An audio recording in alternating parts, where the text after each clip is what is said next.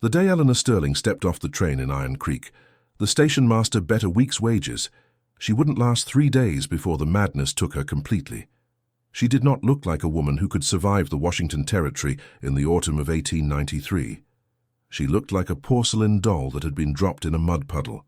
Her navy blue traveling dress, trimmed with black velvet that had cost more than the station master earned in a year, was already splattered with the relentless grey slurry that coated every surface of the town. The rain was not merely falling, it was an atmospheric condition, a heavy, freezing mist that soaked through wool and cotton alike, chilling the bone. Eleanor stood on the wooden platform, her gloved hands clutching the brass handle of a steamer trunk that contained everything she had managed to smuggle out of her father's Boston townhouse in the dead of night. She shivered, but not from the cold. The sensation of being watched was a physical weight, heavier than the wet wool of her cloak. Iron Creek was less a town and more a wound in the forest, a chaotic assembly of shanties, saloons, and supply depots carved violently out of the ancient timber. To her left, a team of oxen dragged a sled of supplies through mud so deep it reached their hocks. To her right, a group of men in flannel and canvas stared at her with open, predatory curiosity. They chewed tobacco and whispered, their laughter sharp and jagged like the saws they carried. Eleanor kept her chin high, a reflex drilled into her by years of finishing school and society balls, but inside, her heart was beating against her ribs like a trapped bird. They knew. Somehow they already knew the story that had doubtless preceded her via telegraph or gossip. She was the hysterical daughter of the Sterling banking empire, the woman who had suffered a nervous collapse and fled a beneficial marriage to a senator's son. That was the polite fiction her family had spun. The truth, that she had refused to be sold like cattle to a man who bruised her arms when he drank, was a reality no one in this rough world would care about. Here, she was just the crazy city girl who had come to the end of the earth to play at being a clerk. "You looking for the Thorn Camp, miss?" The voice was gravel and phlegm. Eleanor turned to see a man with a beard like steel wool and eyes that had seen too much darkness. He leaned against a post, spitting a stream of brown juice dangerously close to her hem. "I am," Eleanor said, her voice trembling slightly before she steeled it. "I've been hired as the camp clerk. I was told there would be a wagon." The man laughed, a wheezing sound. "Hired, huh? Old man Silas must be desperate if he's importing glass figurines to count his logs. Wagon's over there. Don't expect a carriage ride. The road to the camp is where wheels go to die." He pointed toward a buckboard wagon piled high with sacks of flour and crates of dynamite. The driver, a hunched figure wrapped in oilskins, didn't even look at her as she dragged her trunk through the muck. No one offered to help. This was the first lesson of the frontier. You carried your own weight or you sank. Eleanor hauled the heavy trunk onto the wagon bed, gasping with the effort, ruining her gloves in the process. She climbed up onto the hard wooden bench beside the driver, who smelled of wet dog and stale whiskey. He clicked his tongue, and the horses lurched forward. As the town of Iron Creek faded into the mist behind them, the forest swallowed them whole. The journey was a 3-hour nightmare of jolts and slides. The road was little more than a widened elk trail that wound up the side of a mountain so steep Eleanor felt vertigo just looking at the drop-offs. The trees here were monsters, Douglas firs and red cedars that rose hundreds of feet into the grey sky, their trunks as wide as houses. It was a cathedral of shadows, silent except for the creak of the wagon and the relentless patter of rain. Eleanor gripped the bench until her knuckles turned white. She thought of her brother Thomas and the doctors he had threatened to call. They had used words like hysteria and unbalanced because she wanted to control her own inheritance. If she failed here, if she ran back to Boston, the asylum was waiting. The fear of that sterile, white-walled prison was the only thing that kept her from jumping off the wagon and running back to the train. She would rather die in this mud than rot in a cell. They crested a ridge, and the Thorn logging camp spread out below them in a valley that looked like a battlefield. Smoke hung low over rows of bunkhouses built from rough-hewn logs. The sound of metal on wood, the rhythmic thwack-thwack-thwack of axes, echoed off the canyon walls. The smell hit her instantly, the sharp, clean scent of pine resin mixed with the acrid stench of wood smoke, unwashed bodies, and horse manure. It was raw and masculine and terrifying, As the wagon rolled into the muddy central yard, work seemed to pause. Men stopped sharpening axes, others looked up from the grindstones. Silence rippled outward from the wagon like a wave. Eleanor felt 200 pairs of eyes on her, assessing, judging, mocking. "All right, Duchess, end of the line," the driver grunted, pulling the horses to a halt near a slightly larger cabin that bore a crooked sign reading, "Office." Eleanor climbed down, her legs shaking. She stepped into mud that came up to her ankles, the cold sludge seeping instantly into her boots. She took a breath, trying to compose herself, when a sudden shout shattered the quiet. "Look out, the chain snapped!" The cry came from the landing near the river 100 yards away. Eleanor turned to see a massive log, easily 6 feet in diameter and stripped of its bark, rolling loose from a pile. It was thundering down the slope, directly toward a group of men who were scrambling in the mud, trying to find traction. One man slipped, falling flat in the path of the crushing timber. Eleanor screamed, her hand flying to her mouth, but the sound was lost in the rumble of the log. Then the earth seemed to shudder. From the side of the landing, a figure emerged. Not a man, but a mountain in human form. He was immense, standing nearly 7 feet tall with shoulders that spanned the width of a doorframe. He wore a red flannel shirt with the sleeves rolled up to reveal arms that looked like braided iron cables. He didn't run. He lunged, moving with a terrifying, explosive speed for someone of his size. He reached the fallen man, grabbed him by the back of his suspenders, and hurled him 5 feet through the air into the safety of a mud bank. In the same motion, the giant jammed a peavey, a heavy logging tool with a spiked tip, into the soft earth and braced his shoulder against the rolling log. Physics dictated that the man should be crushed. The log weighed tons. But for a second, time suspended. The giant roared, a sound deeper than the thunder, and the muscles in his back strained against the flannel until the seams threatened to burst. The log hit the peavey, shuddered, and slowed just enough to veer off course, slamming harmlessly into a stump with a force that shook the ground beneath Eleanor's feet. Silence returned, absolute and heavy. The giant straightened slowly. He wiped his hands on his trousers and looked around. He didn't check on the man he'd saved. He simply glared at the crew, his face a mask of black beard and shadow. "Secure the damned chain," he said. His voice wasn't loud, but it carried across the yard with the resonance of a bass drum. "Next man who rushes the tie-down packs his kit and walks to Seattle." He turned then, and his eyes found Eleanor. Across the distance of the muddy yard, she felt the impact of his gaze like a physical blow. His eyes were dark, intelligent, and utterly devoid of warmth. He looked at her velvet dress, her pale face, her trembling hands. There was no lust in his look, only a weary annoyance, as if she were a piece of machinery that had arrived broken. This was Silas Thorne, the giant, the millionaire lumberjack who owned this mountain and everything on it.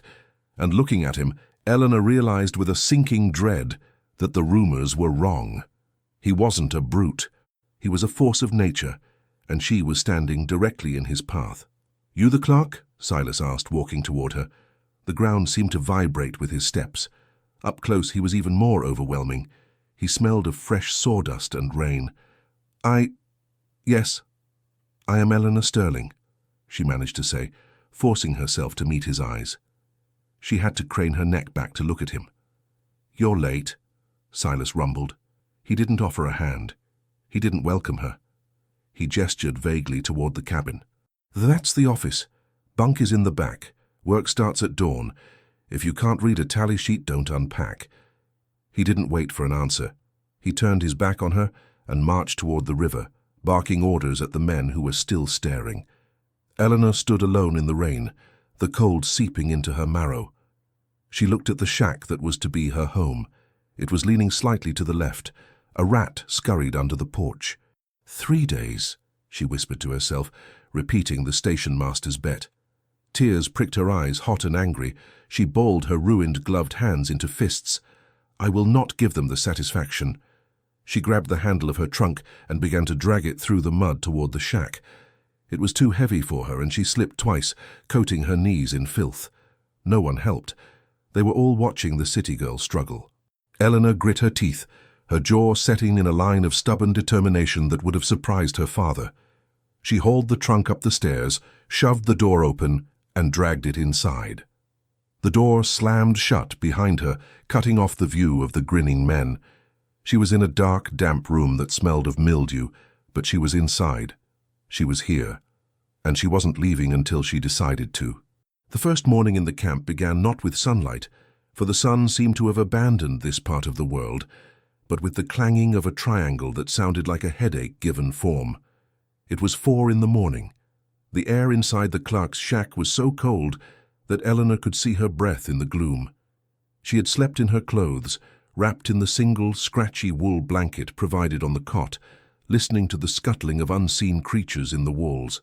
Her body ached from the tension of the previous day, and her stomach rumbled with a hunger she hadn't felt since she was a child skipping dinner to spite her governess. Eleanor rose, splashing her face with water from the pitcher on the washstand. A thin layer of ice had formed on the surface, and the shock of it against her skin made her gasp. It was a wake-up call sharper than coffee. She dressed quickly, swapping her ruined blue velvet for the plainest garment she owned, a grey wool walking dress that was still far too fine for this place, and pinned her hair back so tightly it pulled at her temples. She stepped out onto the porch. The camp was already a hive of activity. Lanterns bobbed in the mist as men moved toward the cookhouse. She followed the stream of workers, keeping her head down. The cookhouse was a long, low building filled with long trestle tables. The noise was deafening. The clatter of tin plates, the scraping of benches, the roar of 100 conversations.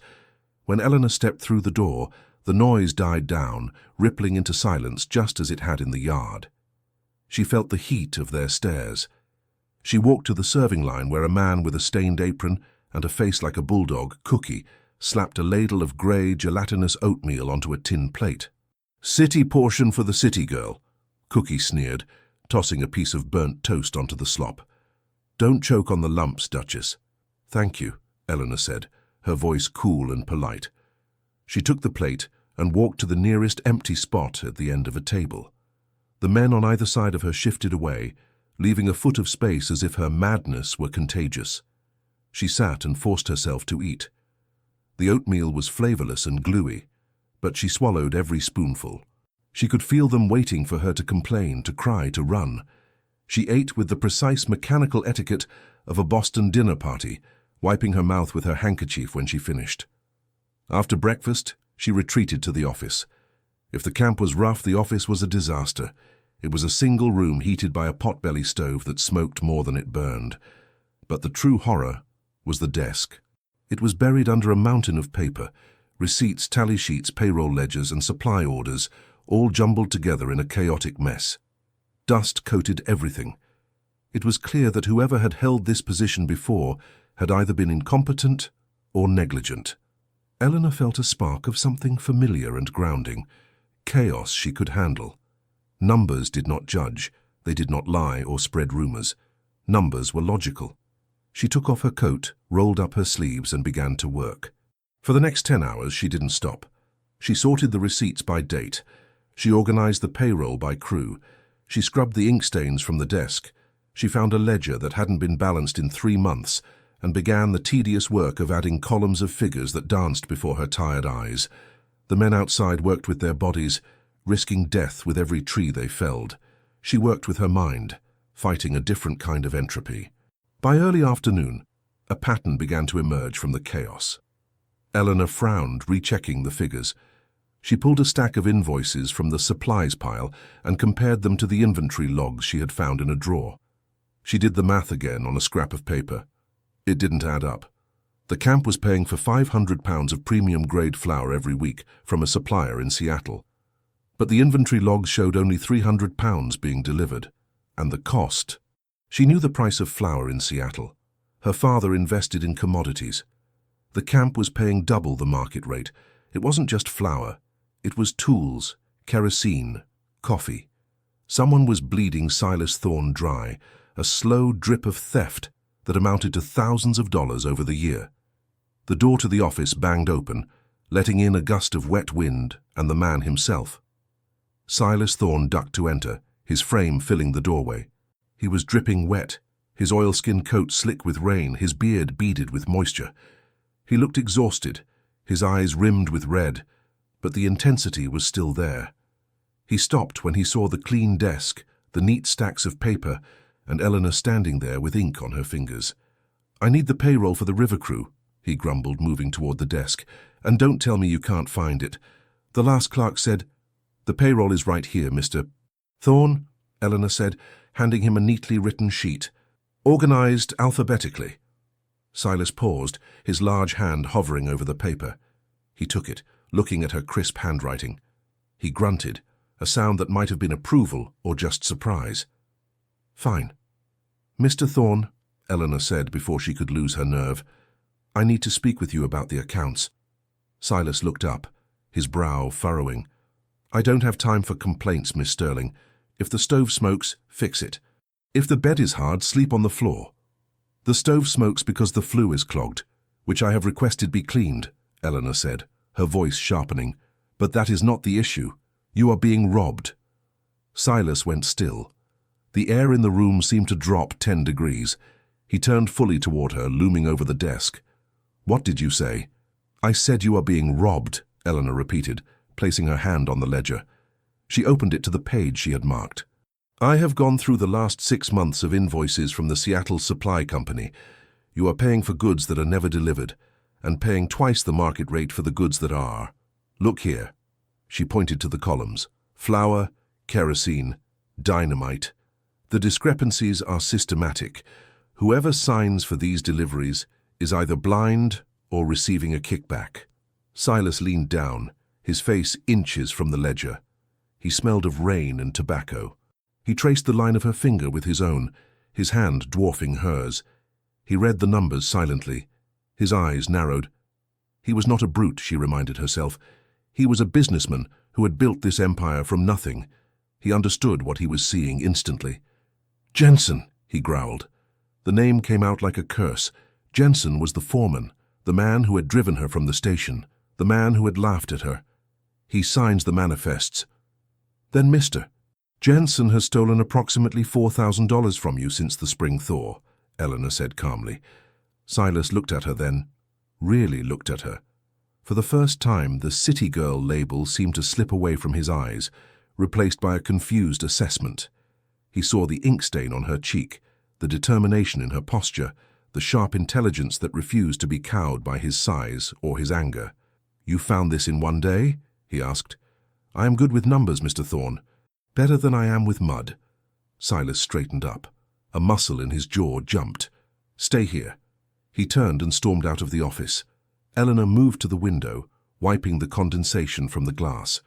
She watched as Silas marched across the muddy yard toward the supply shed, where Jensen was supervising the loading of a wagon. She couldn't hear the words, but she saw the body language. Silas held up the ledger sheet she had written. Jensen laughed at first, shaking his head. Then Silas stepped closer. The giant didn't strike him, he didn't need to. He simply leaned down and spoke, pointing a finger at the horizon. Jensen's face went pale. He tried to argue, gesturing wildly. Silas pointed again, more forcefully. Jensen threw his hat into the mud, spat in Silas's direction, and stormed off toward the bunkhouse to pack. The crew watched, silent and stunned. The foreman, the man who terrorized the greenhorns, was gone in under 2 minutes. Silas stood in the rain for a moment, watching him go. Then he turned and looked back at the office window. He saw Eleanor watching him. He didn't smile. He didn't wave. He just gave a single curt nod, an acknowledgement. "I see you." He walked back to the river, back to the work. Eleanor let out a breath she didn't know she had been holding. She turned back to the desk, her heart hammering with a mixture of fear and adrenaline. She had just made a powerful enemy in Jensen, and she had just proven herself to the most frightening man in the territory. As she sat down, she noticed something on the corner of the desk that hadn't been there before. A small tin box. She opened it. Inside were 2 biscuits, wrapped in a cloth, and a fresh apple. Not the slop from the cookhouse. Real food. Silas must have left it when she wasn't looking. Eleanor took a bite of the apple. It was crisp and tart. Outside, the rain continued to fall, turning the world to grey slush. But for the first time since leaving Boston, Eleanor didn't feel like drowning. She dipped her pen in the inkwell and turned the page. There was work to be done. But in the shadows of the tree line, unnoticed by the camp, a rider watched. He wore a heavy coat and carried a rifle scabbard on his saddle. He watched Jensen leave, and he watched the silhouette of the woman in the window. He turned his horse and vanished into the timber, riding south toward the town where Cornelius Vance was waiting for news of the crazy Sterling girl. The game had begun. The rain in the Pacific Northwest did not just wash the world, it seemed to dissolve it. For 2 weeks the sky was a bruised charcoal ceiling that wept ceaselessly upon the Thorn camp. The mud deepened from ankle-deep sludge to a knee-high quagmire that sucked the boots off men's feet. But the mud was manageable. Lumberjacks were used to dirt. What they were not used to, and what terrified them more than falling timber or snapping cables, was the silence that fell over the bunkhouse on a Tuesday morning. It started with Swedish Ole, a bull-necked faller who could lift an anvil with one hand. He didn't rise for the 4 a.m. triangle. When the crew boss went to shake him, Ole was burning with a heat that radiated through his wool blankets, his breath coming in shallow, wet rasps. By noon, 3 more men had collapsed at the cutting site, vomiting bile and clutching their abdomens. By sunset, the camp was under siege. It wasn't cholera, but the grippe, a virulent strain of influenza that had been moving up the coast, hitching rides on supply trains and itinerant workers. In the damp, cramped conditions of the bunkhouse, where 50 men slept in rows like sardines, it was wildfire. The camp doctor was a man named Doc Holliday, no relation to the gunslinger, though he drank just as much. A disgraced veterinarian who was currently unconscious in his cabin, having consumed a bottle of ethanol meant for sterilizing instruments. The men were leaderless, frightened, and rapidly deteriorating. Panic, sharp and brittle, began to fracture the camp's discipline. Eleanor sat in her office, listening to the rain and the rising murmur of fear from the yard. She knew she should stay inside. She was the fragile city girl, this was not her place, but she remembered the silence of her brother's house in Boston when the servants fell ill, how they were discarded or ignored. She remembered the medical journals she had read in her father's library, books forbidden to a young lady, which only made her devour them more ravenously. She looked at her hands. They were stained with ink, the nails short and practical. She stood up. She found Silas in the center of the muddy yard. The giant looked helpless for the first time. He was a general without an army. He was trying to organize a quarantine, shouting orders to move the sick to the storage barn, but the healthy men were backing away, superstitious and terrified of the bad air. "Mr. Thorne," Eleanor's voice cut through the rain. She wore her heavy wool cloak, her head covered by a shawl. Silas spun around, his eyes wild. "Get back inside, Miss Sterling. This isn't for you, it's catching."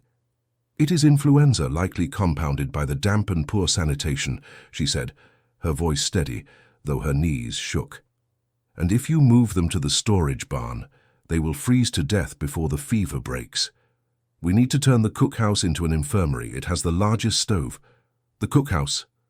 Cookie, who was standing nearby holding a cleaver like a weapon, spluttered. "I ain't having no sick dogs in my kitchen." "You will," Eleanor said, turning her gaze on the cook. It was the same look she used on society matrons who insulted her dress, cool, imperious, and utterly unyielding. "Unless you want to explain to Mr. Thorne why his crew is dead because you were worried about your pots. We need boiling water, gallons of it, and clean linens. Every spare shirt, every sheet." Silas looked at her. The rain dripped from the brim of his hat, masking his expression, but the panic in his posture eased. He saw something in her face. Not the madness everyone whispered about, but a ferocity that matched his own.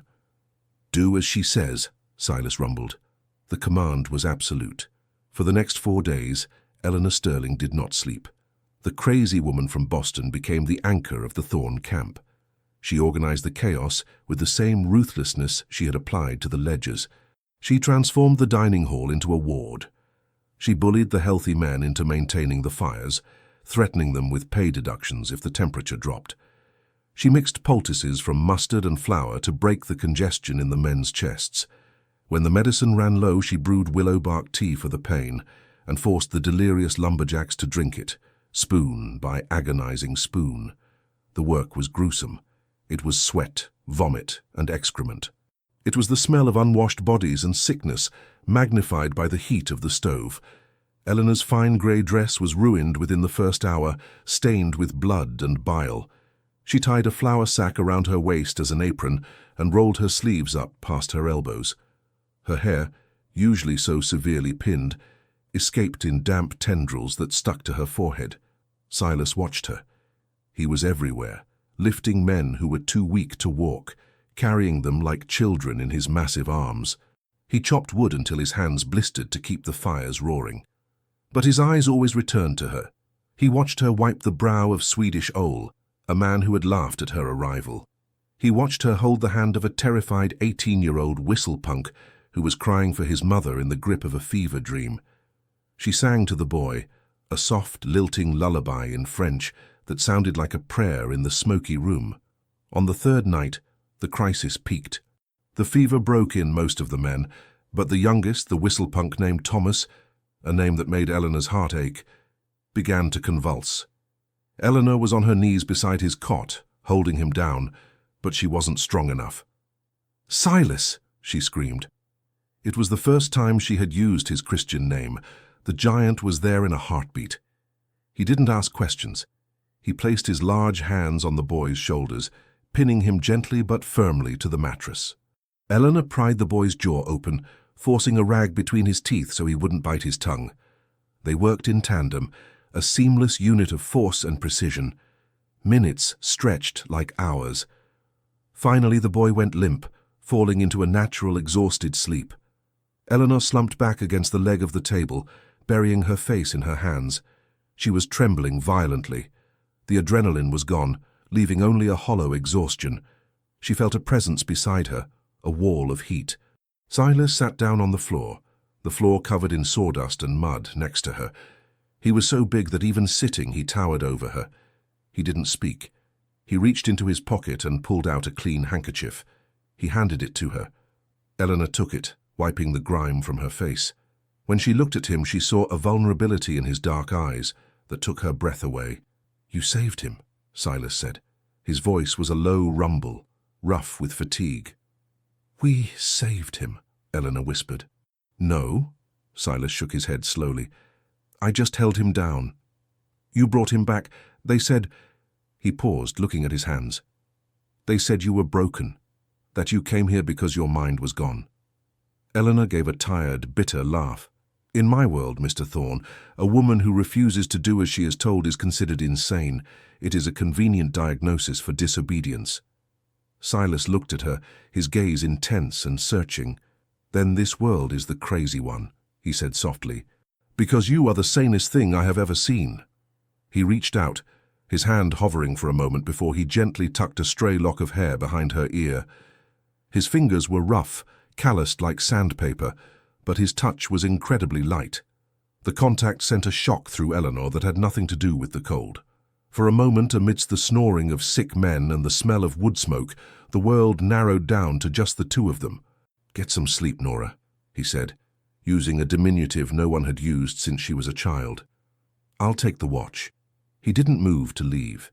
He stayed seated beside her on the floor, a silent guardian against the dark. Eleanor leaned her head back against the table leg, and for the first time in her life she felt safe. The sickness passed, leaving the crew gaunt and weak, but alive. The gratitude of the men was not spoken in flowery speeches. It was shown in the way they tipped their hats when Eleanor walked by, in the way they stopped spitting when she entered a room, in the way Swedish Ole carved a small wooden bird and left it silently on her desk. She was no longer the city girl. She was Miss Nora. She had earned her place in the mud, but the sickness had depleted the camp's stores. The medical supplies were gone, the fresh food exhausted. A supply run to Iron Creek was unavoidable. "I'm going," Eleanor announced. She stood in the center of the office, pulling on her gloves. She wore a canvas coat she had bought from the camp store, belted tightly at the waist. It was men's clothing, scandalous by Boston standards, but practical for the frontier. Silas frowned from the doorway. "I can send Jensen's replacement. You don't need to go back there. I need to speak to the pharmacist myself to ensure we get the correct compounds, not just patent snake oil," Eleanor insisted. "And I need to send a telegram to my solicitors regarding my funds." Silas studied her. He knew she was hiding something about her family, about the danger she was running from, but he also knew he couldn't stop her. Then I'm driving the wagon. The ride to Iron Creek was different this time. The silence between them was companionable, filled with the unspoken memory of the nights spent battling the fever. The rain had ceased, leaving a crisp, cold autumn sky of piercing blue. The mountains seemed to stand guard around them. When they arrived in town, the atmosphere shifted. Iron Creek was as ugly and hostile as ever. As Silas tied the horses in front of the general store, Eleanor felt the old anxiety clawing at her throat. She kept her head down, moving quickly toward the pharmacy. She was coming out of the store, her arms full of brown paper parcels, when a shadow fell over her. Well, well, if it isn't the runaway bride. The voice was smooth, cultured, and dripped with malice. Eleanor froze. She turned slowly to see Cornelius Vance standing on the boardwalk. He was dressed in a tailored suit that cost more than the Thorn Camp made in a month. He was handsome in a sharp, predatory way, with eyes that undressed her and assessed her value simultaneously. Vance was the owner of the largest mill in the valley, Silas's rival, and a man who had courted Eleanor in Boston before her engagement. He was also the man who had tipped off her family to her location. "Mr. Vance," Eleanor said, her voice icy, "I have nothing to say to you." "Oh, but your father has plenty to say." Vance stepped closer, blocking her path. A small crowd began to gather, miners, drifters, and shopkeepers, sensing a spectacle. "He's very worried about his poor, deluded daughter, playing house in the woods with a savage. It's pathetic, Eleanor. Look at you, you're dressed like a field hand." "I am working for a living," Eleanor said, clutching her parcels. "Something you know nothing about." Vance laughed, a cruel, barking sound. "Working? Is that what you call it? Everyone knows what a woman does in a logging camp when the lights go out. You've traded your reputation for a bed of straw." The crowd snickered. Eleanor felt the blood drain from her face. It was the ultimate insult, the weapon used to destroy women who dared to step out of line. "Let me pass," she whispered, fighting the tears of rage. "I think not," Vance sneered. He reached out and grabbed her arm, his fingers digging into her flesh. "I have a telegram from your brother. He's authorized me to take you into custody for your own protection until he arrives. You're coming with me, Nora. The asylum is the only place for a hysterical—" A shadow eclipsed the sun. Vance stopped talking. The crowd went instantly silent. The air seemed to leave the street. Silas Thorne stood behind Eleanor. He didn't look like a businessman. He looked like a landslide waiting to happen. He towered over Vance, his chest heaving with suppressed violence. His hands were balled into fists at his sides, the knuckles white. "Let go," Silas said. The words were quiet, but they carried a vibration that rattled the store windows. Vance released Eleanor, as if he'd been burned. He took a step back, trying to regain his composure. "Thorne, this is a family matter. This woman is mentally unstable. I am acting on behalf of—" "You are acting like a cur," Silas interrupted. He stepped around Eleanor, placing himself between her and the town. He didn't look at Vance. He looked at the crowd. He looked at the station master who had made the bet, at the men who had jeered.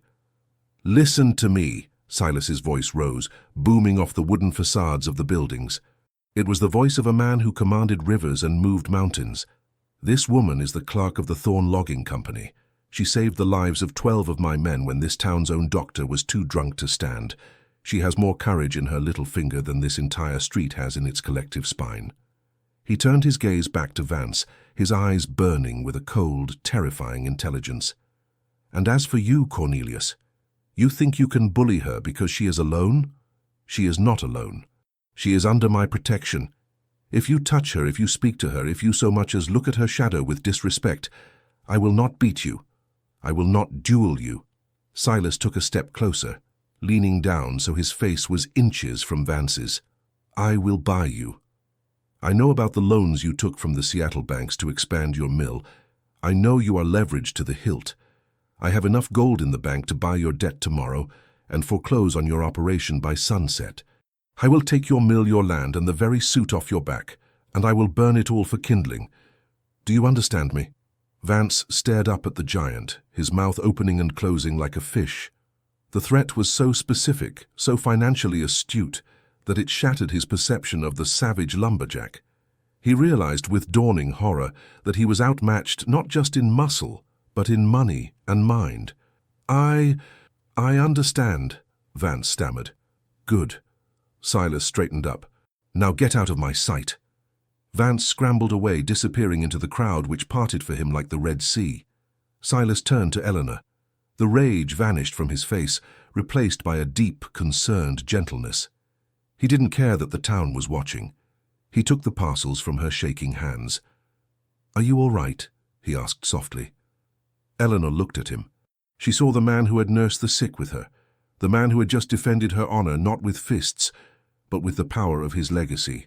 She realized then that the giant was a mask he wore to survive, just as her insanity was a mask she had been forced to wear. "I am now," she said, her voice trembling. Silas nodded.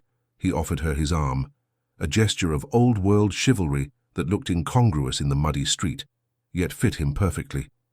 "Come, let's go home." Eleanor took his arm. She walked beside him to the wagon, her head held high. The townspeople watched them go, but there was no mockery left in their eyes. There was only awe. The crazy city girl and the giant lumberjack.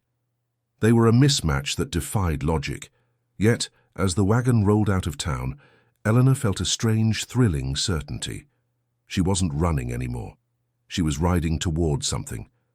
And the man beside her, the man who was worth more than kings, was the only destination that mattered. Winter in the Cascades did not end with a surrender, it ended with a riot.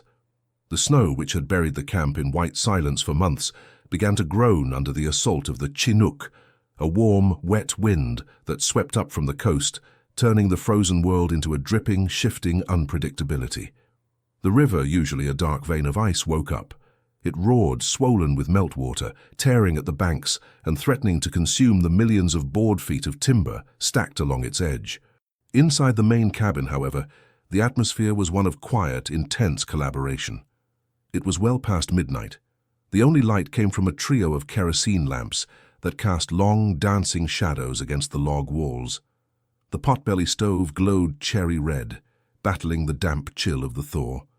Eleanor sat at the large oak table, her sleeves rolled up, her hair falling loose around her shoulders in a way she never would have permitted in Boston.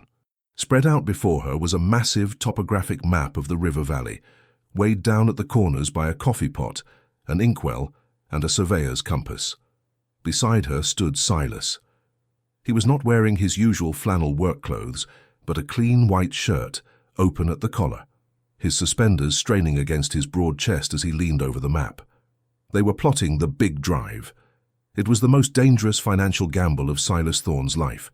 To bypass the railhead fees that Cornelius Vance had artificially inflated to bankrupt them, Silas planned to float his entire season's harvest, 5 million board feet of prime Douglas fir, down the treacherous white water of the gorge to the free port at the delta.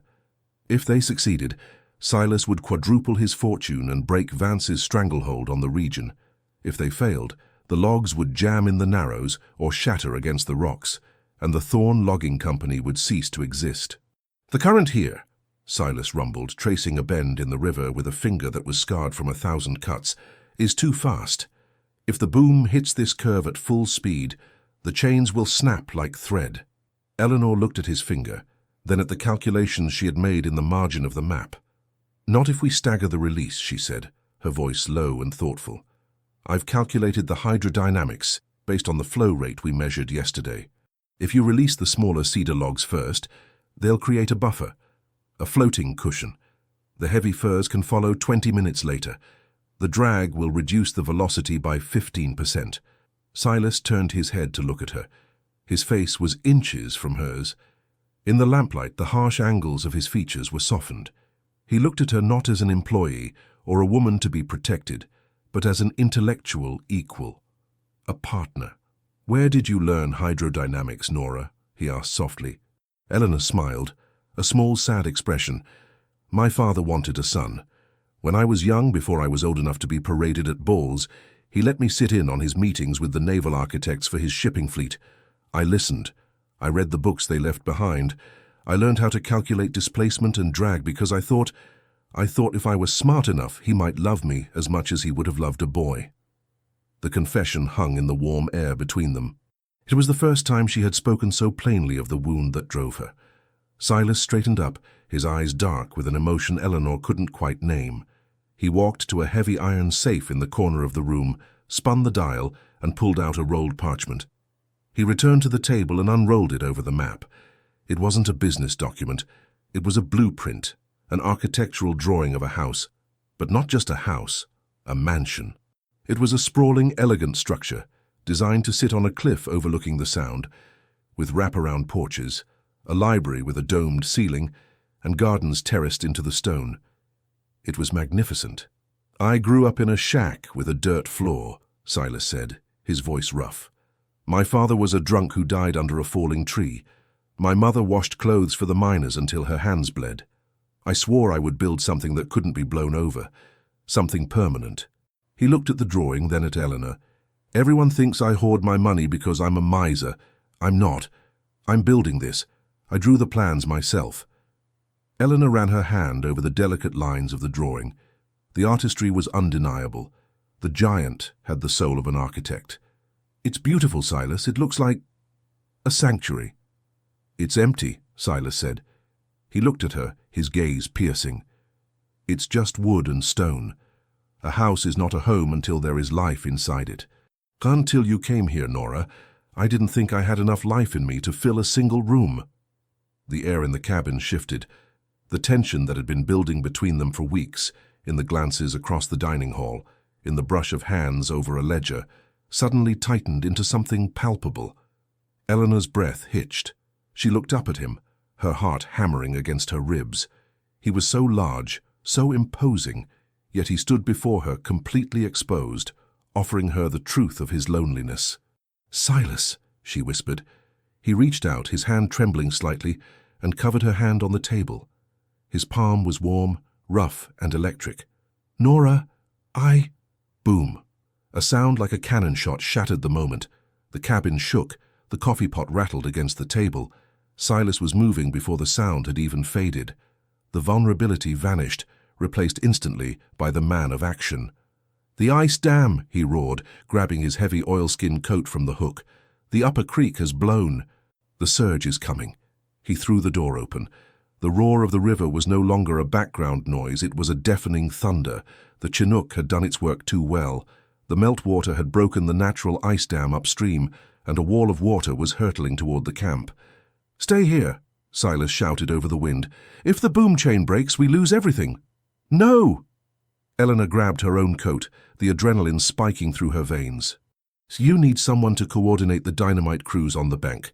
You can't be on the river and on the shore at the same time." Silas hesitated for a split second, looking at her wild eyes and set jaw. He nodded once. "Stay on the high bank.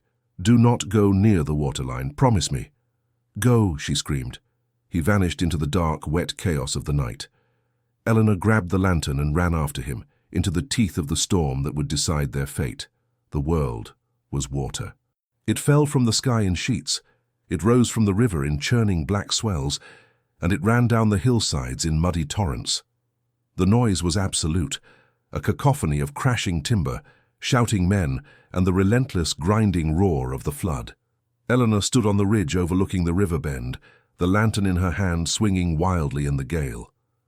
Below her, the scene was a nightmare illuminated by the flickering light of torches and the sudden white flashes of lightning. The river had swollen to twice its size. The boom, the chain of massive logs meant to corral the timber harvest, was groaning under the pressure. Thousands of tons of wood were pushing against the iron links, driven by the violent current. If the chain snapped, the logs would scatter downstream, lost to the ocean, and the financial ruin would be total. But worse than the financial loss was the human danger. Men were scrambling across the floating logs, looking like ants on a disturbed nest. They were using pike poles to try and relieve the pressure, risking being crushed or drowned with every step. "Dynamite!" Silas's voice cut through the storm. He was standing on the central key log, the anchor point of the jam. He was balancing on wet bark, moving with a supernatural grace over the shifting timber. He held a bundle of dynamite sticks in one hand and a fuse in the other. He intended to blow the snag that was causing the pressure build-up. "He's too close!" Eleanor screamed, though no one could hear her. Her heart was in her throat. She saw him light the fuse. The spark hissed, a tiny orange star in the blackness. Silas threw the bundle into the snarled mess of roots and timber at the head of the jam. "Fire in the hole!" he bellowed, turning to sprint back across the floating logs toward the shore. The men on the bank scrambled for cover behind the trees. Eleanor dropped to her knees behind a stump, shielding her eyes. The explosion was a dull whump that was felt in the chest more than heard. A geyser of water and wood chips erupted into the sky. The jam groaned, shifted, and then broke. The pressure released. The logs began to flow smoothly again, guided by the current. A cheer went up from the men on the bank, ragged and relieved, but the celebration was premature. The shockwave of the explosion had destabilized the muddy bank where Eleanor was kneeling. She felt the earth give way beneath her before she registered what was happening. With a short, sharp scream, she slid downward, tumbling through the brush and mud, sliding uncontrollably toward the raging river below. Nora! She hit the water with a shocking, freezing impact. The cold seized her lungs instantly. The current grabbed her skirts, dragging her down. She thrashed, gasping for air, swallowing muddy water. She grabbed at a passing branch, but it tore loose. She was being swept toward the jagged rocks of the Narrows. Then something clamped around her wrist. It wasn't a branch. It was a hand. Silas had not run for safety. He had seen her fall. He had leaped from the logs into the freezing water, swimming against the flood with the power of a grizzly bear. He hauled her against his chest, his arm wrapping around her waist like an iron band. "I've got you!" he roared, his mouth close to her ear. "Kick!" Together, they fought the river. Silas used his legs to propel them toward a small rocky outcropping on the far side of the bank, the side cut off from the camp. He threw her up onto the mossy rocks, then dragged himself up after her, collapsing on the stone. They were safe from the water, but they were trapped. The river was a raging barrier between them and the camp.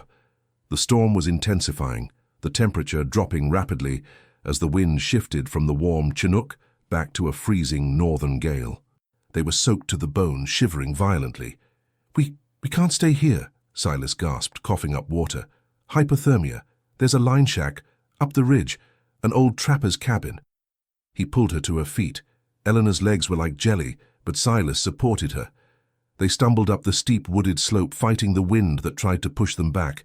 It took 20 minutes of agonizing effort, but finally, a small dark shape emerged from the gloom. The shack was tiny, derelict, and smelled of dry rot, but it had a roof and a dry floor. Silas kicked the door open and they fell inside. The wind howled outside, impotent against the logs. "We have to get dry," Silas said, his teeth chattering. "Nora, you have to take off the wet clothes now." There was no modesty in survival. In the pitch black of the cabin, they stripped off their sodden outer layers down to their undergarments. Silas found a pile of old moth-eaten blankets in the corner and wrapped them around Eleanor, then huddled close to her, sharing his body heat. They sat in the dark, trembling, their breathing harsh and loud. Slowly the warmth began to return. The shivering subsided, and in the darkness the reality of what had just happened settled over them. "You jumped in," Eleanor whispered. Her voice broke. "You jumped into the flood." "I would jump into hell," Silas rasped. His voice was deep, vibrating against her back where he held her. When I saw you fall, I thought my heart stopped beating." Eleanor turned in his arms. It was too dark to see his face clearly, but she could feel the heat of him, the rapid beat of his heart against her own. She reached up and touched his wet beard, his face. "I'm here," she said. "I'm safe." "You could have died," Silas said, his voice cracking with a raw emotion that shattered his stoic facade. "Because of my logs, because of my greed." "No," Eleanor said fiercely, "because of our dream. I chose to be there, Silas. I choose you." The words hung there, a confession more powerful than the dynamite. Silas went still. Then, with a groan that sounded like a man in pain, he lowered his head. His lips found hers. It wasn't a tentative, polite kiss. It was desperate. It tasted of river water, rain, and fear. It was the collision of two lonely souls who had finally found their match. Silas's large hands cradled her face as if she were made of precious glass, yet his kiss was hungry, demanding. Eleanor kissed him back with equal force, her hands tangling in his wet hair, pulling him closer. All the propriety of Boston, all the rules of her old life, burned away in the heat of that embrace. They broke apart, gasping for air, foreheads resting against each other. "I love you, Nora," Silas whispered into the dark. "I have nothing to offer you but a half-built house and a fight against the world. But I love you." "You are worth more than kings, Silas Thorne," Eleanor replied, tears streaming down her face. "And I would rather fight beside you than rule a silent empire alone." Outside, the storm raged on, tearing branches from trees and churning the river into a frenzy. But inside the tiny shack, wrapped in old blankets and each other's arms, there was a profound, unshakable peace. They had survived the flood. Now they just had to survive the world that would try to tear them apart. But as the first grey light of dawn began to creep through the cracks in the logs, neither of them noticed the figure watching from the ridge across the river through a spyglass. It wasn't a rescue party. It was a man on a horse wearing the livery of the Sterling family. He watched the shack, then turned his horse and rode hard toward the telegraph office in Iron Creek. The trap was set. The storm that had threatened to destroy them became the herald of their triumph. The floodwaters receded, leaving the river swollen but navigable, a dark, fast-moving highway that carried the wealth of the Thorne Logging Company straight to the sea. In the weeks that followed the night in the trapper's shack, a subtle but profound shift occurred within the camp. Silas and Eleanor no longer hid the magnetic pull between them, though they maintained a propriety that baffled the rougher men. They did not touch in public, but the air between them crackled with a shared secret language. When Silas spoke, he looked to Eleanor for confirmation. When Eleanor made a decision about the payroll or the supply lines, she did so with the full, terrifying authority of the boss's partner. The crew, once skeptical, now viewed them with a superstitious reverence. They were the king and queen of the timberlands, the giant and the survivor. The big drive was a staggering success. 5 million board feet of timber arrived at the Delta sawmills in record time. The gamble paid off. The check that Silas deposited in the Seattle Exchange Bank was large enough to silence every creditor and rumor in the territory. He was no longer just a man with land. He was a man with liquid capital that rivaled the shipping magnates of the East Coast. To celebrate, Silas did something he had never done. He halted work for a day. He took Eleanor away from the mud and the noise of the camp. They rode south, out of the deep forest and toward the coast, to the high basalt cliffs where the skeleton of his dream house stood against the grey sky. It was late afternoon. The wind off the Pacific smelled of salt and wild sage. The house was still a framework of beams and stone foundations, a promise waiting to be kept. They walked through the open spaces that would one day be rooms, their footsteps echoing on the sub-flooring. "The library will be here," Silas said, gesturing to a space that looked out over the churning ocean. "Facing west, so you can watch the sunset while you read." Eleanor stopped. She turned to look at him.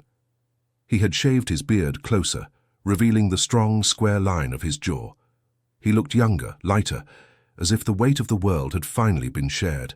"You designed this room for me," she realized, her voice soft. "Even before you knew I was coming." "I designed it for a ghost," Silas admitted, taking her gloved hands in his. "I designed it for the hope that someday someone would understand that a man who cuts trees can also love books. I didn't know she would be real. I didn't know she would be you." He reached into his coat pocket and pulled out a small velvet pouch.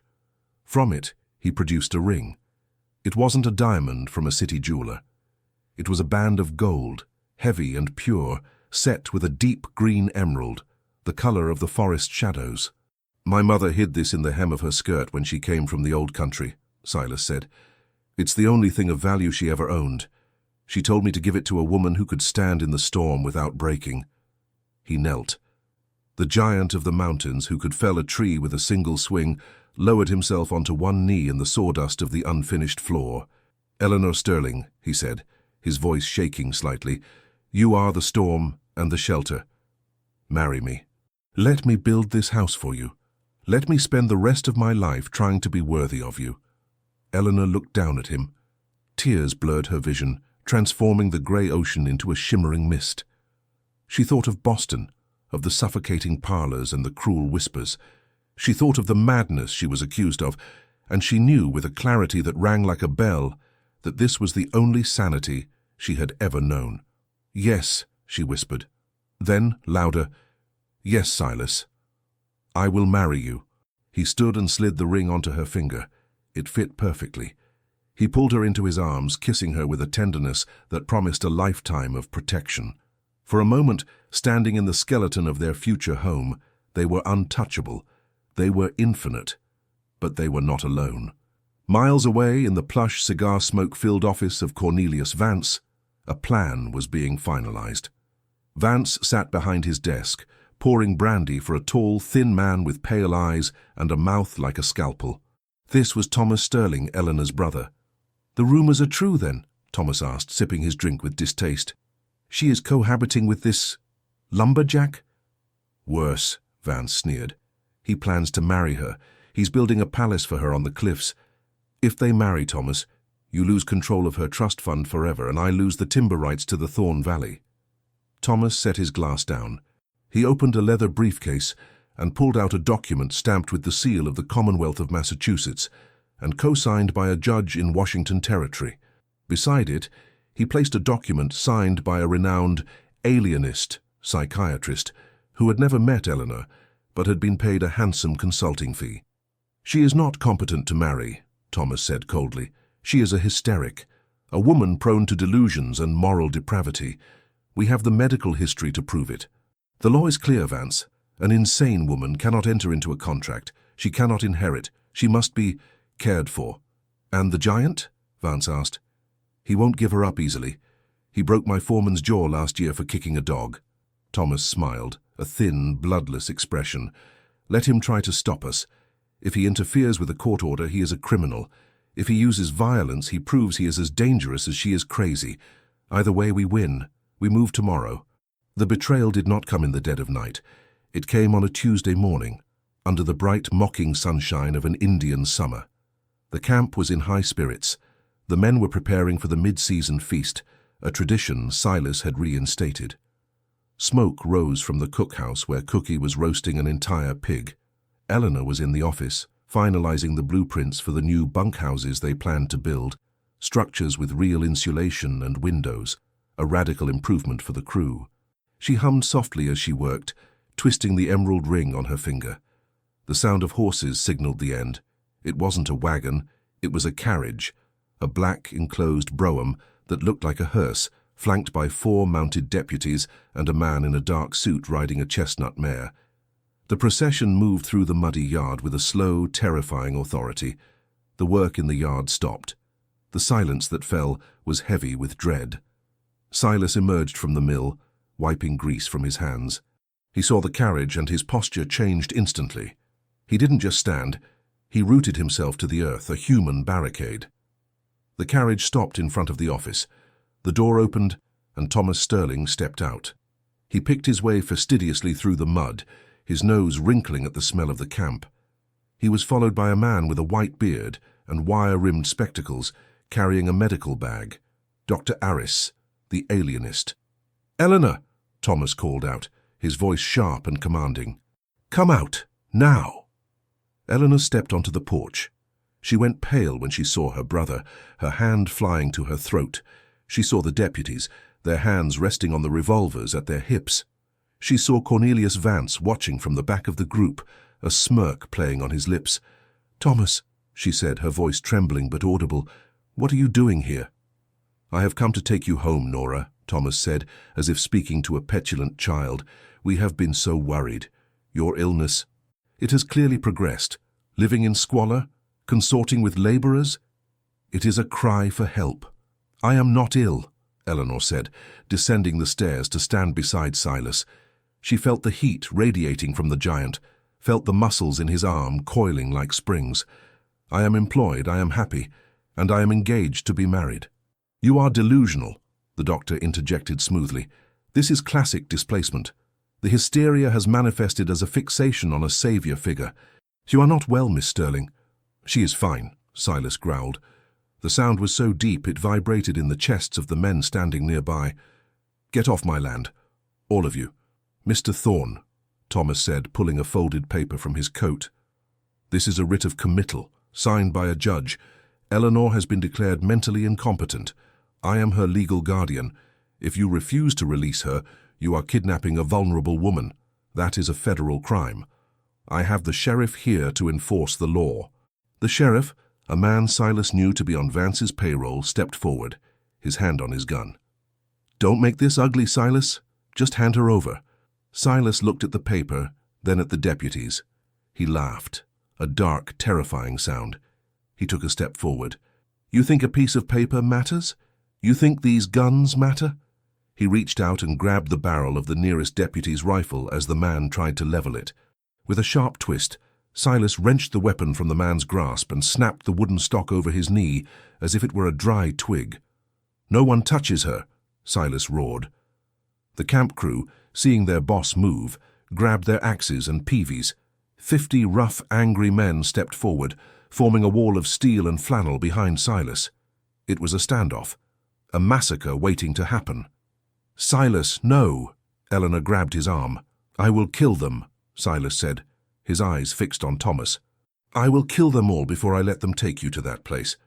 "And then what?" Thomas shouted, his voice cracking with fear but his logic ruthless. "You kill us? You hang, and she goes to the asylum anyway.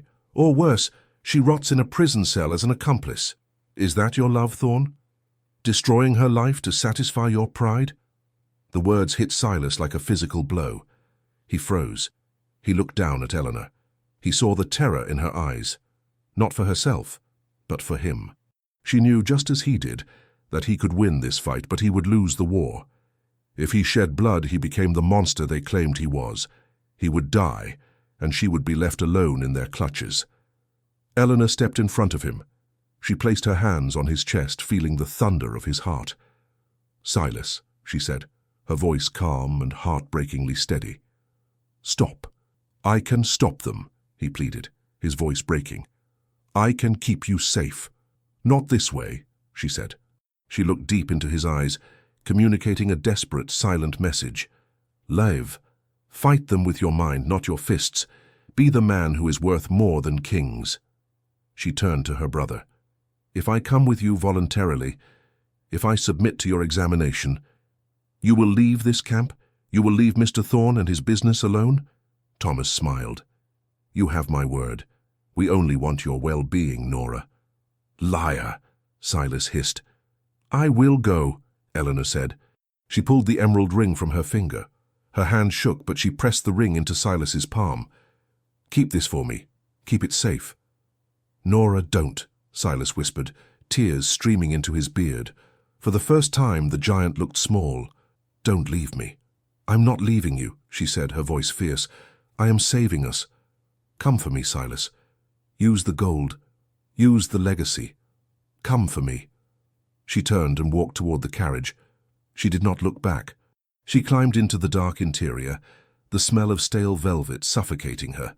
The doctor followed, slamming the door shut. "Let's go," Thomas shouted.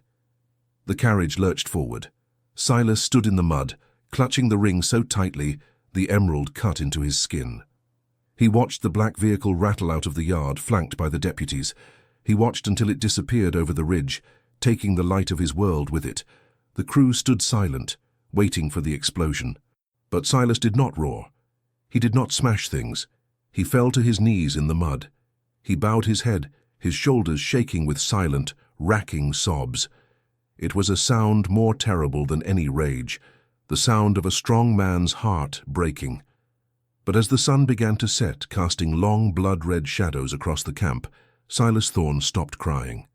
He stood up. He looked at the empty road, and his face hardened into stone. The sadness was gone. In its place was a cold, calculating fury. He walked to the office. He didn't look at the ledgers. He went to the safe and pulled out every stack of cash, every deed, every bond. He turned to his foreman. "Get the horses," Silas said. His voice was dead, devoid of emotion. "Where are we going, boss?" the foreman asked, terrified. "We are going to the city," Silas said. "I am going to buy a railroad. I am going to buy a newspaper. And then I am going to buy a judge." He put the emerald ring in his pocket, next to his heart. "They said I was a savage," Silas whispered to the empty room. "Now they will see what a savage can do."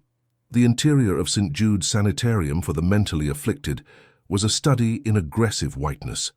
The walls were white, the heavy iron bed frames were painted white, and the starched aprons of the nurses who patrolled the halls like silent jailers were a blinding, unforgiving white. To Eleanor Sterling, who had spent the last 6 months dreaming of the deep greens of the forest and the rich browns of the river mud, this whiteness was a form of torture. It was a void, designed to erase her. She sat by the barred window of her third-floor room, staring out at the grey slate roofs of Boston. They had taken her clothes, replacing them with a shapeless cotton shift. They had cut her hair, claiming it was for hygiene, but she knew it was to strip her of her vanity, to make her look like the madwoman they claimed she was. Twice a day, Dr. Aris came in with a syringe filled with a cloudy amber liquid that made her thoughts feel like they were wading through molasses. For the first week she had fought them. Now she simply poured the medicine into the potted fern in the corner when the nurse turned her back. The fern had died 3 days ago. Eleanor was determined to live. "He will come," she whispered to the glass. Her voice was raspy from disuse. "He is cutting a path." Downstairs in the receiving parlor, the air was perfumed with lavender and rot. Thomas Sterling sat across from Cornelius Vance, sipping tea from delicate china. They were celebrating. The merger between the Sterling Bank and Vance's lumber interests was set to be signed the following morning. With Eleanor declared incompetent and locked away, her substantial trust fund had dissolved into Thomas's control, clearing the family debts and financing Vance's expansion. "She's quieter now," Thomas remarked, smoothing his waistcoat. "Dr. Aris says the treatments are working. She hardly mentions the Lumberjack anymore." "Good," Vance chuckled. "A tragic affair. But better she is safe here than living like an animal in the woods. We did the right thing, Thomas. We saved her from herself." The heavy oak doors of the sanitarium entrance boomed. It wasn't a knock, it was an impact. Thomas frowned. Who on earth could that be at this hour? The doors swung open with a crash that rattled the crystal chandelier. A young orderly stumbled backward, looking terrified. "Sir, you can't go in there. This is a private facility." Into the parlor walked a man who seemed to suck all the oxygen out of the room. Silas Thorne was not wearing flannel. He was wearing a bespoke black suit that fit his massive frame like armor, tailored in London. He wore a silk tie and held a silver-tipped cane that looked like a twig in his hand. But despite the finery, the wilderness clung to him. His beard was trimmed but thick, his eyes were dark and dangerous, and he moved with the predatory grace of a mountain lion stalking through a drawing room. Behind him walked 3 men who looked nothing like lumberjacks. They carried leather briefcases and wore the dour expressions of high-priced attorneys. Thomas Sterling stood up, spilling his tea. "Thorne, how dare you? I will have you arrested for trespassing." Silas didn't shout. He didn't roar. He walked to the center of the room, stopped, and looked at Thomas with a terrifying calmness. He reached into his coat pocket and pulled out a stack of documents. He dropped them onto the tea table. They landed with a heavy, final thud. "You won't be arresting anyone, Thomas," Silas said. His voice was a low rumble, polished now. The rough edges of the camp smoothed away, revealing the steel beneath. "Because you are no longer the owner of this building, or your family home, or the bank that holds your debts." Vance stood up, his face pale. "What is this? What are you talking about?" "It's simple arithmetic, Cornelius." Silas turned his gaze to his old rival. "You leveraged your mills to buy into the Sterling family debt. You thought you were buying power, but you were overextended. I bought the notes, all of them. I own your loans, Cornelius. I own your mill. I own the mortgage on this asylum." One of the lawyers stepped forward, adjusting his spectacles. "Mr. Thorne has acquired a controlling interest in the debt structures of both the Sterling and Vance estates. Effective immediately, he is calling in those loans. Since neither of you has the liquid capital to pay, he is exercising his right to seize assets."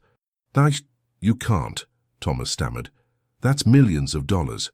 You're a wood chopper, a peasant." Silas took a step closer. He towered over Thomas. "I am a man who knows the value of things. I know the value of a tree. I know the value of a day's work. and I know the value of a woman's life." He leaned down, his face inches from Thomas's. "You sold your sister for a ledger balance. You thought I was a savage. A savage kills for food or defense. A civilized man kills for greed. You're the savage, Thomas, and I have just bought your jungle." Silas straightened up and turned to the orderly, who was cowering by the door. "Where is she?" "Third floor," the orderly squeaked. "Room 304. Silas turned his back on the ruined men. He didn't look at Vance, who had sunk into his chair with his head in his hands. He walked out of the parlor and up the grand staircase. He didn't run. He ascended with the inevitability of a rising tide. When he reached room 304, the door was locked. He didn't ask for a key. He placed the sole of his boot against the lock mechanism and shoved. The wood splintered with a sharp crack, and the door flew open. Eleanor was standing by the window. She turned, her eyes wide, her hands clutching the sill. She looked thin, her face gaunt, her beautiful hair shorn close to her skull. But when she saw him, the light returned to her eyes, a spark that no drug could extinguish. "Silas," she breathed. He crossed the room in 2 strides. He didn't care about the asylum staff gathering in the hallway. He gathered her into his arms, burying his face in her neck. He shook, his massive body trembling with the release of 6 months of rage and fear. "I'm here," he whispered into her hair. "I'm here, Nora, it's over. I bought them. I bought them all." Eleanor pulled back to look at him. She touched his face, tracing the lines of worry that hadn't been there before. She saw the suit, the trappings of the world she hated, worn for her sake. "You came for me," she said, tears spilling down her cheeks. "I told you," Silas said, his voice thick with emotion. "I would burn the world down to find you, but I decided to buy it instead. It was cleaner." He picked her up then, lifting her as easily as he had lifted the logs in the river. He carried her out of the room, past the stunned nurses, past the open door of the parlor where her brother sat in the ruins of his life. He carried her out the front doors and down the steps to the waiting carriage. "Where are we going?" Eleanor asked, resting her head on his shoulder. "Home," Silas said, stepping into the sunlight. "To the trees. They miss their queen." The wedding did not take place in a church.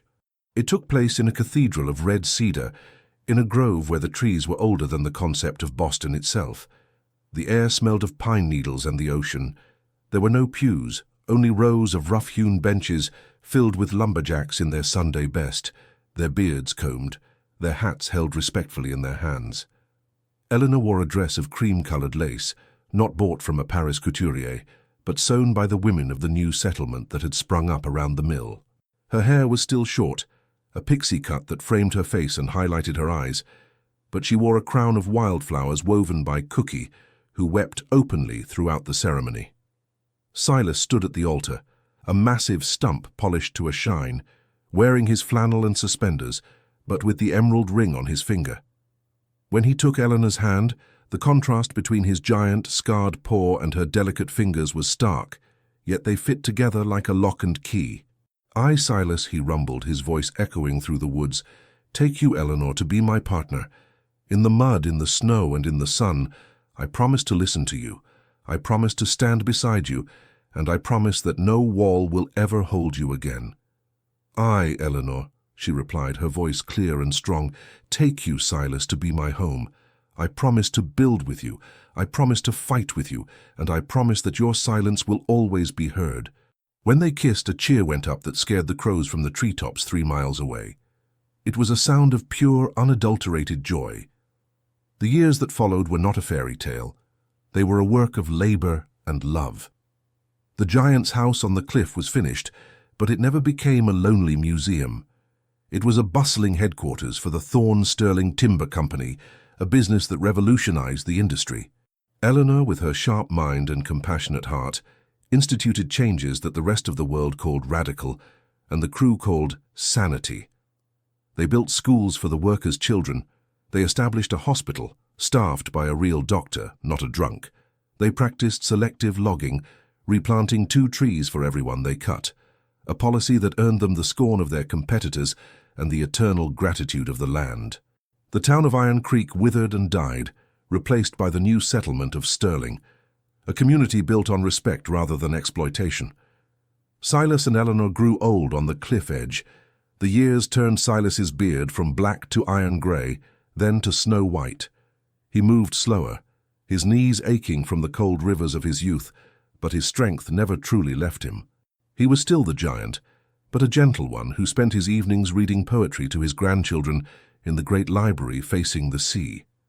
Eleanor's hair grew back, silver and long, which she wore in a braid down her back. She never lost her fire. She became a fierce advocate for conservation, writing letters to Washington, D.C. that preserved thousands of acres of wilderness for future generations. One evening, 40 years after she had stepped off the train in the rain, Eleanor and Silas sat on the porch of the great house. The sun was setting, painting the Pacific in shades of violet and gold. The air was cool, but a fire burned in the outdoor hearth. Silas reached out and took Eleanor's hand.